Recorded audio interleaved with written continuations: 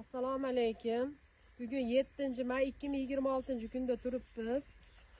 Xo'jaobod Xalq banki tomonidan hamkorligidagi sarimsoq piyozda ekilgan maydonida bu kontur 5 garam MFI 52-32 sonli konturda amalga oshirilmoqda.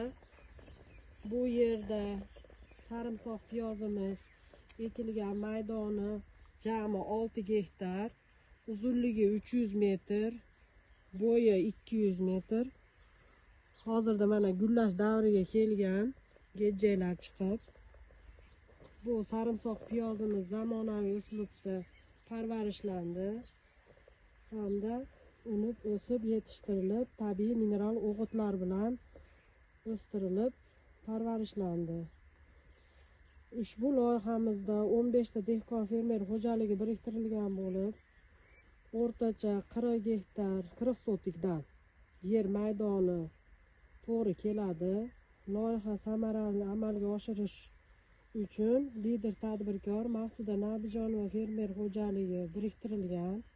Loyiha amalga oshirish uchun yetarli bilimi va ko'nikmalariga ega.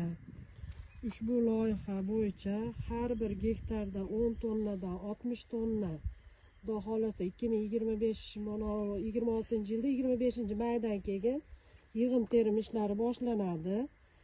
Bundan keyingi ekin ekish uslubi mazkur ekin yig'ib terib olingandan so'ng navbatda ekiladigan ekin daromadi yuqori daromadli ekinlarni ekish ko'zda tutilmoqda. Yetarli daromadlarga ega bo'ladigan uslubda ekiladi keyingi ekinimiz.